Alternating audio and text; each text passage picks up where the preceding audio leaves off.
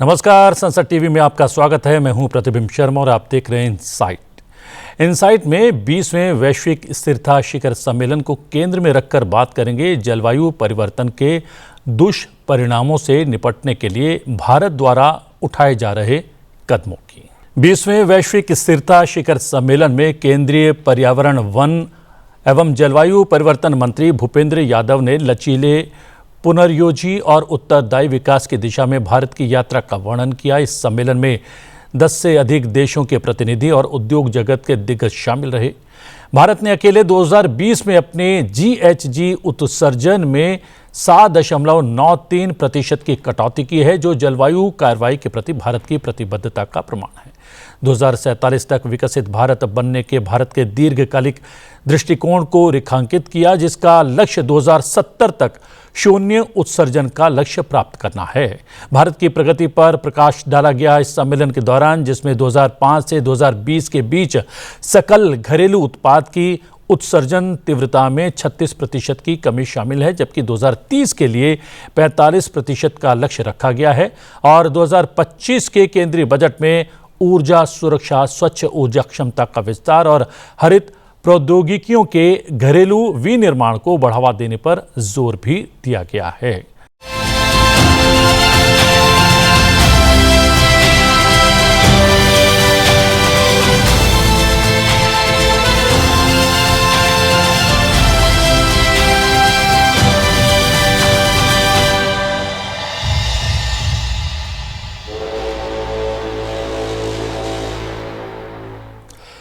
बात करेंगे विशेषज्ञ मेहमानों से। अमित वर्मा, निदेशक नीति आयोग, हमारे साथ स्टूडियो में मौजूद हैं। आपका बहुत बहुत स्वागत है।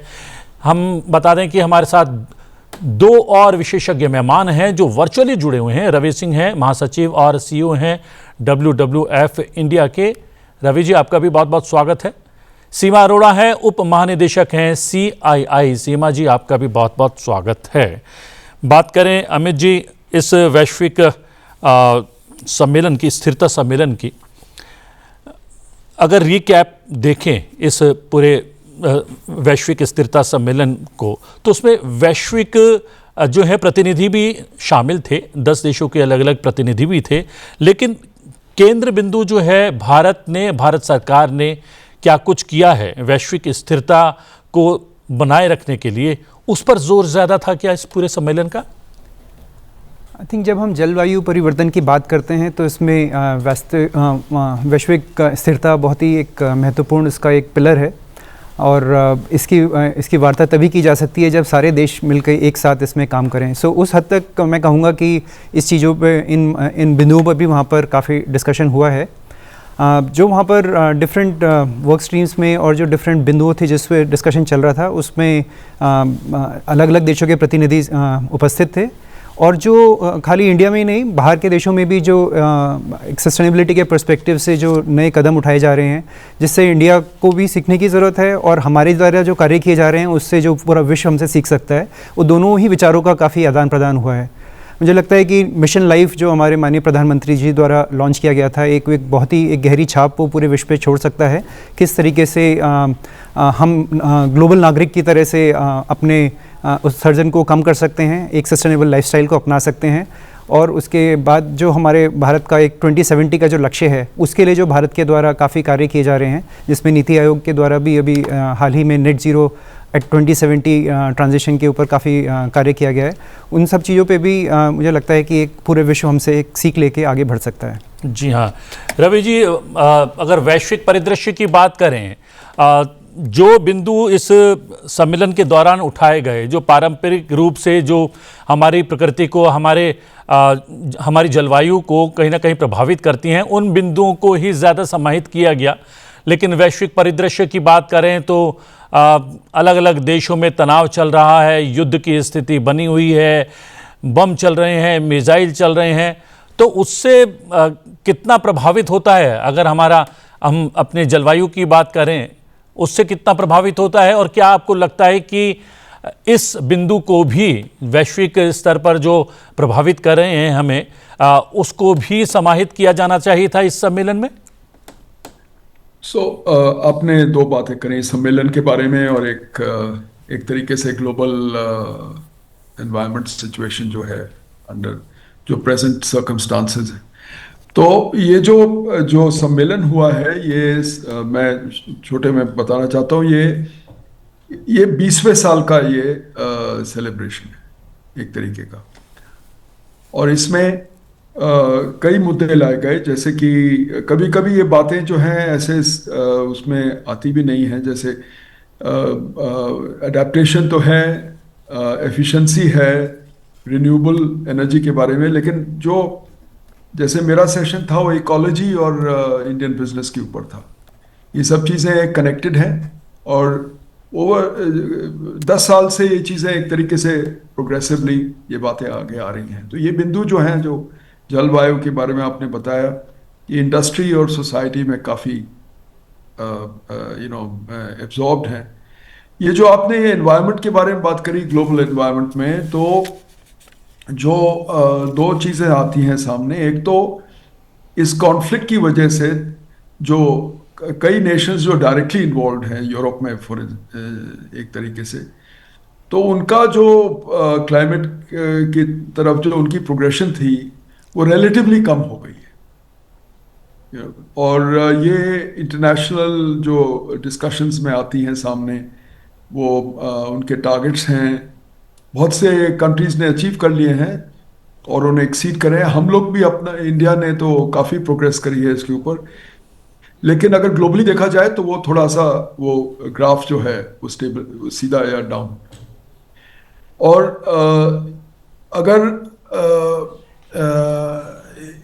अगर आप भारतवर्ष की तरफ से देखें, जो हमारे अचीवमेंट्स हैं, जैसे बताया गया, जो नीति आयोग के साथ उन्होंने जो बात करी, जो कंपैरेटिवली जो हम देखते हैं, ये मेरा अंडरस्टैंडिंग है कि जो भारतवर्ष ने जितना काम किया है अपनी इंडस्ट्री में, अपने large institutions, businesses, small institutions, MSMEs, और जनरली जो अर्बन एरियाज में जो काम शुरू हो रहा है इसमें एक तरीके से हमारी लीडरशिप है, क्योंकि हम लोग कई विषयों पे और यूनिवर्सली इस बात पे काम कर रहे हैं।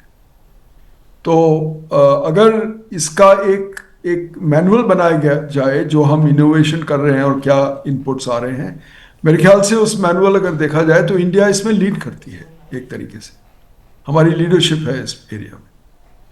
तो मैं सिर्फ इतना ही कहूँगा, क्योंकि अभी आपने जो एक और चीज़ जो आपने हिंट दिया है वो बायोडाइवर्सिटी के ऊपर है, और वो सब है, वो हम बाद में बात कर सकते हैं।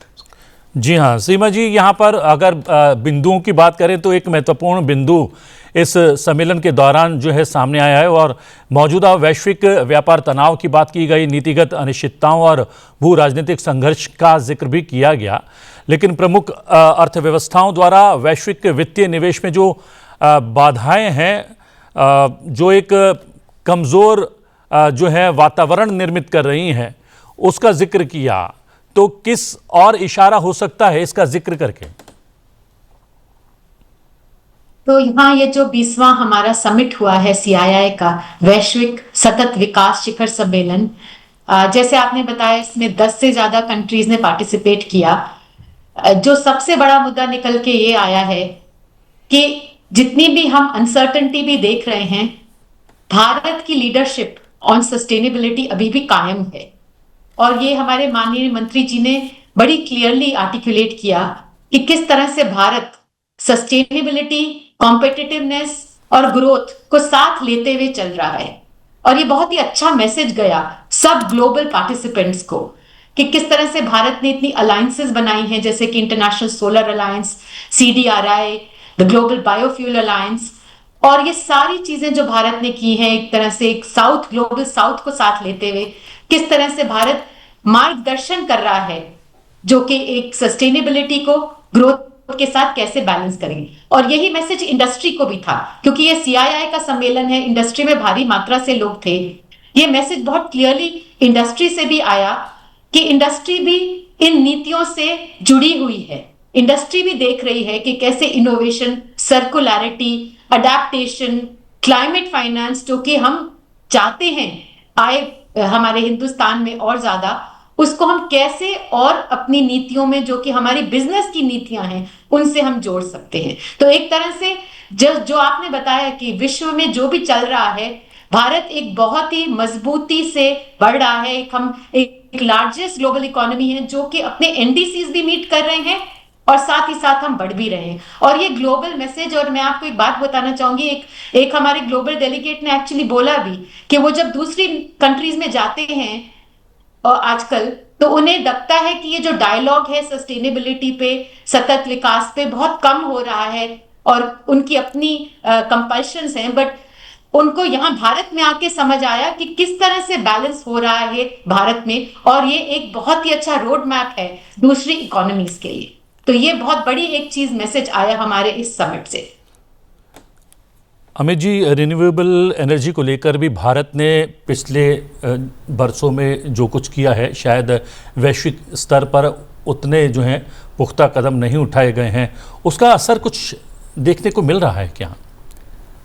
जो भारत के द्वारा अपने पावर सेक्टर के लिए टारगेट सेट किए गए थे, वो माननीय मंत्री जी ने भी कल अपने संबोधन में बताया कि वो हमारे द्वारा काफ़ी पहले मीट कर लिए गए हैं। और G20 कंट्रीज़ में इंडिया आई थिंक लीडर है इस टाइम, जो कि कार्बन उत्सर्जन के क्षेत्र में सबसे ज़्यादा जिस इफ़ेक्टिव स्टेप्स हमारे द्वारा लिए गए हैं।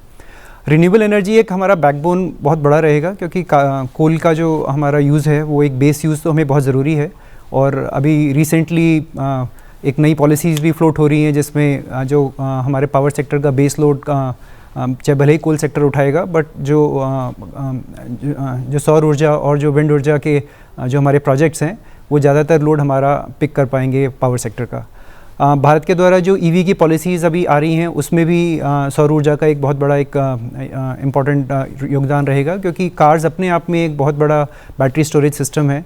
और back to grid, vehicle to grid systems को भी हम आगे चल के अपनाएंगे, जिससे हमारे देश में सौर ऊर्जा का उपयोग काफ़ी बढ़ सके। तो मुझे लगता है कि ओवरऑल एक जो एक पावर सेक्टर का यूज़ है, और जिससे सब्सिक्वेंटली इंडस्ट्री का भी जो उत्सर्जन है, वो हमारी सोलर पॉलिसीज़ पे काफ़ी निर्भर करता है।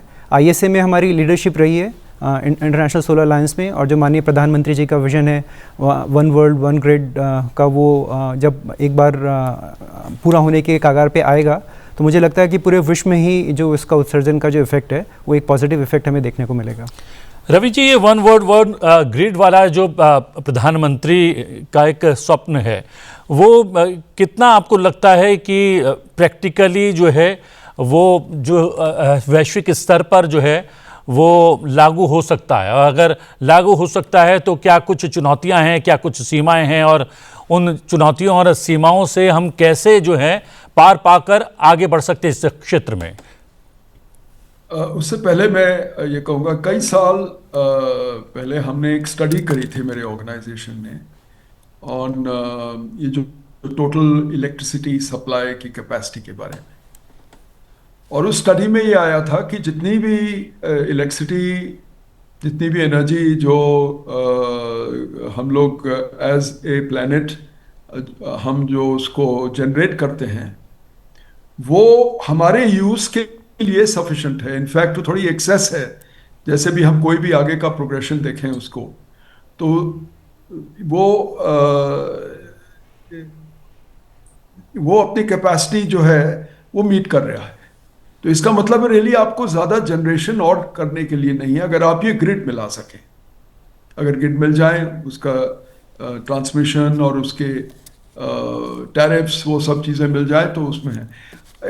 प्रॉब्लम्स आती हैं रीजनल लेवल पे, तो ये जो ग्रिड्स हैं वो होने लगे। जैसे हमारा ग्रिड है जो इंडिया और अपने भूटान के साथ, भूटान यूज़ करता है हमारा ग्रिड, ये ट्रांसमिशन ऑफ इलेक्ट्रिसिटी बांग्लादेश के लिए, वो अग्रीमेंट शुरू हुए। नेपाल के साथ है हमारा अग्रीमेंट। लेकिन वहाँ से फिर आगे बढ़ के अगर हम अपने पूरे एरिया को वो कर सकें, उसमें ऑब्वियसली पॉलिटिकल और वो जियोपॉलिटिकल चैलेंजेस हैं। और इसमें कई इश्यूज तो ये हैं कि ये पाइपलाइन, अगर ऑयल पाइपलाइंस भी अगर उनका ग्रिड बन जाए हमारे रीजन में, तो उससे बहुत एनर्जी सेव हो, उससे वो जो इश्यूज हैं उनके जो ट्रांसमिशन के वो भी कम हो। लेकिन ये इस तरीके का मॉडल है टू, ज्यादातर ये 50-60s में शुरू हुआ था यूरोप में, और वो उनकी सक्सेस है क्योंकि वो अपने आप में उनमें उनमें समझौते थे, एग्रीमेंट्स थे। स्कैंडिनेवियन कंट्रीज जो है नॉर्थ यूरोप के, उनके वो एक्सपोर्ट करते थे इलेक्ट्रिसिटी, सो फ्रांस भी करता था स्पेन को, वो सब उनके यहाँ सिस्टम्स हैं। लेकिन हमारे रीजन में ये कम है, पॉलिटिकल इश्यूज हैं, जियो पॉलिटिकल इश्यूज हैं, और एरियाज में भी ऐसा थोड़ा कम है। तो वो क्या है कि अगर आप ऐसा अगर एक मिशन बनाएं कि एक ग्रिड होना चाहिए, कभी कभी चेंज आता है क्योंकि जो मिशन का टर्म है वो हमें एक टारगेट की तरफ ले जाता है। वो ये सोच जो है, ये स्ट्रेटेजिक सोच है कि अगर आप ऐसे सोचेंगे तो आगे कहीं जाके आप टारगेट मीट करेंगे। चलिए 20 साल लगे, 30 साल लगे, जो भी, लेकिन उस प्रोग्रेशन में आप जाएंगे। बिना इस सोच के आप नहीं स्टार्ट कर सकते। सीमा जी, वैश्विक स्थिरता की यहाँ पर बात चल रही है, सतत विकास जो है सीधे तौर पर इससे जुड़ा हुआ है। भारत के परिप्रेक्ष्य में देखें तो अभी जिसका जिक्र अमित वर्मा जी ने किया है, ई व्हीकल्स को लेकर एक नीति भी बनाई गई है भारत सरकार की तरफ से। वो नीति कितनी सफल होती दिखाई दे रही है और क्या कुछ चुनौतियां आपको नज़र आ रही हैं, क्योंकि उस मात्रा में लोग जो हैं इसको अपना नहीं रहे हैं अभी। वो क्या वजह हो सकती हैं और क्या उन वजहों को दूर करना सरकार की प्राथमिकता होना चाहिए? इलेक्ट्रिक व्हीकल्स पे भारत की नीतियां बहुत ही अच्छी रही हैं। इनफैक्ट जो हमारी CII की मेंबरशिप ने जो हमें फीडबैक दिया है, एक तरफ से तो बहुत ज्यादा बढ़ोतरी मिली है इलेक्ट्रिक व्हीकल सेक्टर को। चैलेंजेस जो हैं वो इंफ्रास्ट्रक्चर लेवल पे हैं। आई थिंक सबको पता है कि चैलेंजेस इंफ्रास्ट्रक्चर लेवल पे, बट मैं कहना चाहूंगी कि उस पे भी सरकार की तरफ से बहुत काम हो रहा है। कल के हमारे सम्मेलन में भी इस पे डिस्कशन हुआ कि किस तरह से इंफ्रास्ट्रक्चर अब बढ़ा जा रहा है, और एक ये ऑफर भी दिया गया इंडस्ट्री को कि ये पब्लिक प्राइवेट पार्टनरशिप में आकर के ये इंफ्रास्ट्रक्चर बनाइए और इसमें इन्वेस्ट करके इसका आप फायदा लीजिए। तो आई थिंक ये आगे जाके बहुत अच्छा ही होने वाला है, और ये पेनिट्रेशन बढ़ेगा, कंज्यूमर भी यूज करेगा अगर वो हम उसको कंफर्ट दे सकेंगे जो वो यूज टू है। तो ये एक इस तरह का है कि एक पहले ये चीजें अब आती नहीं थी पर अब आनी शुरू हुई हैं और लोग इसकी तरफ आकर्षित भी हो रहे हैं, पर इसको टाइम थोड़ा लगता है स्केल करने में। पर अगर इसमें और इन्वेस्टमेंट और वही एक तरह से एक ऑफर दिया गया इंडस्ट्री को कि आप जुड़े साथ में और इसमें इन्वेस्ट करें, और फिर इसका फायदा भी इंडस्ट्री और कंज्यूमर दोनों को होगा। तो ये एक और विषय है जिसपे CII फिर से और आगे चर्चा करता ही रहता है। हमारी कमिटीज हैं, काउंसिल्स हैं, तो पर इसका फ्यूचर बहुत ब्राइट है। इंफ्रास्ट्रक्चर इज द चैलेंज जो आई थिंक उस पर भी बहुत काम हो रहा है। अमित जी, क्या औद्योगिकीकरण को लेकर भी जो है कोई एक नई और बहुत ही स्पष्ट नीति जो है वो सामने आनी चाहिए सरकार की तरफ से, या उस पर लगातार काम कर रहा है, या जो नीति पहले से ही बनी है उसमें काफ़ी एड ऑन हुआ है सरकार की तरफ से? और हाँ जी, सो वर्तमान में जो हमारी जिसमें एक हमने रिन्यूएबल एनर्जी की बात तो कर ही दी है। हाँ जी, इंडस्ट्री को जो है उसको लेकर कहा गया है कि इसको ज़्यादा इस्तेमाल करें, उनको इंसेंटिव्स भी दिए जाएंगे अगर ऐसा करता है तो। इसके अतिरिक्त भी कुछ और प्रावधान है क्या? हमारी इकोनॉमी का एक बहुत ही इंपॉर्टेंट पार्ट मैन्युफैक्चरिंग है, और यद्यपि हमारे देश में कुछ सेक्टर्स में अभी तक काफ़ी अच्छा सक्सेस रहा है, जैसे ऑटो सेक्टर, जिसमें हम एक ग्लोबल प्रोड्यूसर और एक्सपोर्टर भी हैं। अब धीरे धीरे हमारा ध्यान अलग क्षेत्रों में केंद्रित हुआ है जो कि अभी तक हम ट्रेडिशनली नहीं करते आए हैं, जैसे सेमीकंडक्टर्स और सिलिकॉन वेफर्स, जो कि रिन्यूएबल एनर्जी का एक बैकबोन है। तो इंडस्ट्री को डेफिनेटली काफ़ी सपोर्ट दिया गया है भारत सरकार द्वारा PLI के माध्यम से, जिसमें काफ़ी सारा मेक इन इंडिया कंपोनेंट को फोकस में रखते हुए इंसेंटिव्स दिए गए हैं। जो कि आपने शुरू में टच भी किया था टॉपिक कि ग्लोबल हेडविंड्स और टेलविंड्स आजकल क्या हैं, अभी हम सभी जानते हैं कि किस तरीके से टैरिफ्स का इस टाइम पे उपयोग किया जा रहा है। तो कई सारे टैरिफ्स जो हैं डायरेक्ट हैं, जैसे कि कुछ देशों के साथ देखा जाए, कुछ नॉन ट्रेड बैरियर्स भी होते हैं जो कि सस्टेनेबिलिटी रिलेटेड होते हैं। फॉर एग्जांपल EU के साथ CBAM आने वाला है अभी, जिसमें कार्बन रिलेटेड टैक्सेस एक्सपोर्टिंग देशों के ऊपर लगेंगे। तो इन सभी से अच्छे से एड्रेस करने के लिए बहुत ही इंपॉर्टेंट है कि एक मैन्युफैक्चरिंग बेस, बड़ा स्ट्रॉन्ग मैन्युफैक्चरिंग बेस इंडिया में हो। और क्योंकि हमारा एक फोकस बहुत ज़्यादा सस्टेनेबिलिटी के ऊपर ऑलरेडी है और सोलर मैन्युफैक्चरिंग और हर चीज़ के ऊपर हमारा फोकस है, सो जितने भी एक पावर कंज्यूमिंग एरियाज़ हैं, जैसे स्टील है, एल्यूमिनियम है और इस तरह की इंडस्ट्रीज़ हैं, उस पर ऑलरेडी काफ़ी मंथन किया जा रहा है, इंक्लूडिंग इन नीति आयोग, कि कैसे उस सब का हम एक कार्बन लिमिटेड वे में एक्सक्लूजन करें, कार्बन को, इससे एमिशन को रोकें।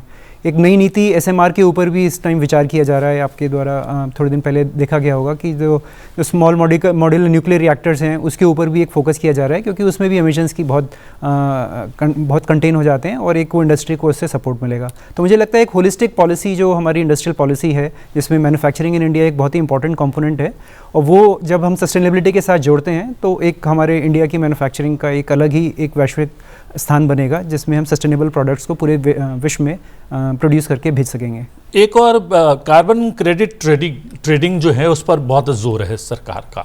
हाँ वो ये इस कार्बन उत्सर्जन को रोकने के लिए किस तरीके से कारगर हो सकती है? सो भारत के द्वारा ऑलरेडी एक इंडियन कार्बन मार्केट के लिए एक कमेटी बनाई जा चुकी है, जिसका एक को चेयरिंग हमारी ministry of environment and forest and climate change and ministry of power दोनों के द्वारा किया जा रहा है। इनफैक्ट आपके द्वारा अभी आपके जानकारी में होगा कि दर्शकों की भी जानकारी में होगा कि माननीय प्रधानमंत्री जी द्वारा जब अभी जापान का विजिट हुआ तो एक JCO उसमें साइन किया गया है, जिसमें भारत और जापान आपस में कार्बन क्रेडिट्स को ट्रेड कर सकता है।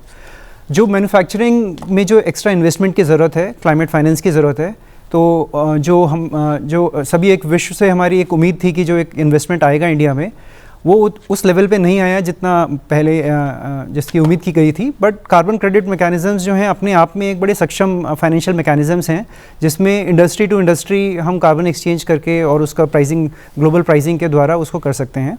अलग अलग स्कीम्स में, अलग अलग सेक्टर्स में ऑलरेडी BE द्वारा इसके एक नोटिफिकेशन किया जा चुका है, जिसमें कार्बन क्रेडिट्स को एक्सचेंज किया जाएगा।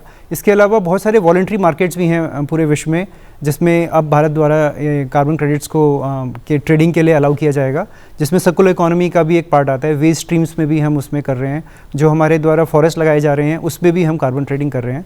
सो जो एक इन्वेस्टमेंट की ज़रूरत है सस्टेनेबिलिटी के लिए, तो कार्बन क्रेडिट एक आई थिंक एक डेकेड के अंदर एक बहुत ही इंपॉर्टेंट सोर्स ऑफ रेवेन्यू उन सभी इंडस्ट्रीज़ के लिए बनेगा। रवि जी, कार्बन उत्सर्जन की बात करें तो विकसित देश जो हैं इसके लिए ज़्यादा जिम्मेदार हैं और उसका बोझ जो है विकासशील देशों को उठाना पड़ रहा है। प्रधानमंत्री नरेंद्र मोदी ने भी इस विषय को बहुत गंभीरता से उठाया था और अलग अलग मंचों पर ये बात वो बोलते रहे हैं, और उन्होंने कहा कि कहीं ना कहीं विकसित राष्ट्रों को कंपनसेट करना चाहिए। उस क्षेत्र में क्या कुछ हो रहा है और प्रधानमंत्री के द्वारा जो ये बात कही गई है कितनी सही जो है जान पड़ती है? ये बात तो बिल्कुल सही है साहब, इसमें कोई जो नेशंस जो हैं जिन्होंने खुद ये इनपुट दी है कार्बन कैपेसिटी चेंज करने के लिए, वो खुद ही एडमिट करते हैं बात को। तो बात बिल्कुल ठीक है कि और अगर आप लेकिन कोई सोल्यूशन करने को पूरी ठीक तरह से तैयार नहीं है। सोल्यूशन जो है, अगर मैं थोड़ा ब्लंटली कहूं, कि वो ये है कि साहब आप देख लीजिए आप अपने लिए क्या कर सकते हैं, और जो रिस्पॉन्सिबल नेशंस हैं, जो डेवलप कंट्रीज हैं, वो इसमें कोई इनपुट नहीं दे सकते, ना फाइनेंशियल ना टेक्निकल, जो एक्सपेक्टेड थी। और ये एक चीज जो है क्लाइमेट जस्टिस कहते हैं इसको, वो जस्टिस जो है वो जो पुअर नेशंस हैं और जो अंडर डेवलप्ड नेशंस हैं जो सफ़र किए हैं, उन्होंने वो कहते रहते हैं इसके बारे में, और इसका कोई सुझाव नहीं आया है। बात बिल्कुल ठीक है साहब, जब अगर साइंटिफिकली अगर आप देखें तो करीब 1750 से लेकर जो ये कार्बन का जो ग्राफ चढ़ता है ऊपर और आज तक ये और इसमें वो भी है कौन कौन से ग्राफ्स कौन कौन से किस मैन्युफैक्चरर किस कंट्री किस रीजन से आए हैं, और इसमें भारतवर्ष का कोई ज्यादा कंट्रीब्यूशन नहीं है। कंट्रीब्यूशन है लेकिन थोड़ा बहुत सब नेशंस का है, लेकिन हमारा कंट्रीब्यूशन छोटा है। ये कह के एक और बात आप हमको समझना चाहिए कि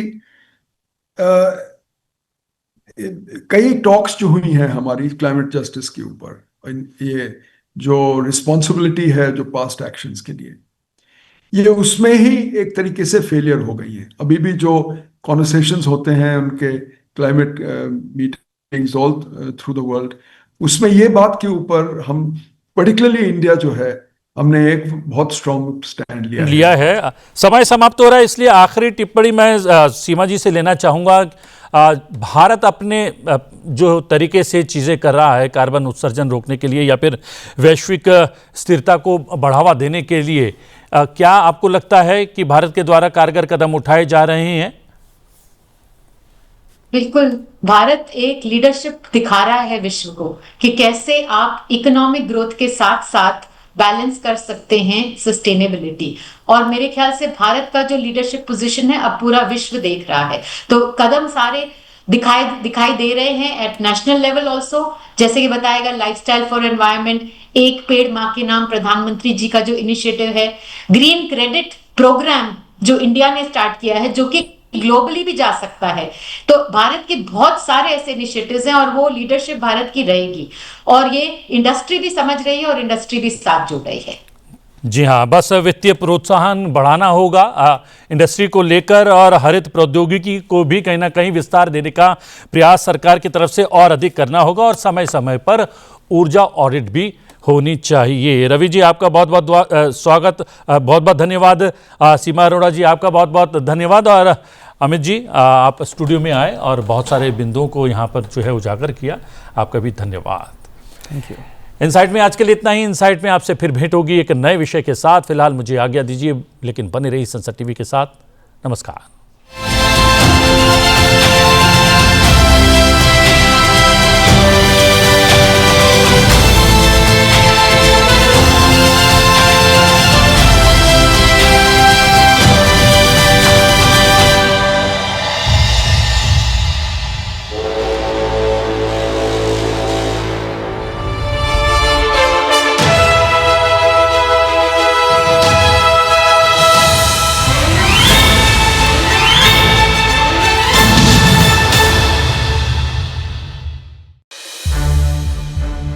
संसद टीवी के और भी प्रोग्राम्स देखने के लिए सब्सक्राइब करें हमारा YouTube चैनल, और हाँ, इन्हें लाइक और शेयर करना ना भूलें।